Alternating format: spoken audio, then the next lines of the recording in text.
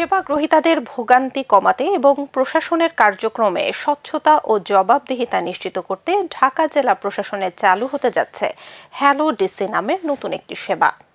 এর মাধ্যমে ঢাকা জেলার যে কোনো নাগরিক সরাসরি জেলা প্রশাসনে ফোন করে তাদের অভিযোগ, তথ্য ও মতামত জানাতে পারবেন।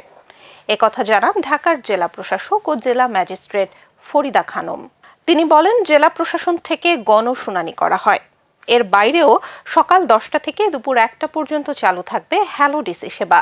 এতে করে নাগরিকরা সহজেই তাদের যে কোনো অভিযোগ জানাতে পারবেন।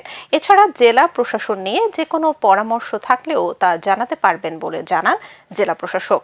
বলেন, শীঘ্রই এই বিষয়ে বিস্তারিত তুলে ধরা হবে। অনলাইন জুয়া ও মাদকের বিরুদ্ধে জনসচেতনতা বৃদ্ধির আশ্বাস দিয়ে ফরিদা খানম বলেন, বর্তমানে অনলাইন জুয়ার প্রকোপ বেড়েছে।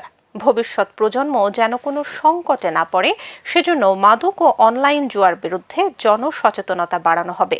বিভিন্ন সেলিব্রিটিদের মাধ্যমে জনসচেতনতামূলক কন্টেন্ট তৈরি করে প্রচার করার উদ্যোগ নেবে ঢাকা জেলা প্রশাসন।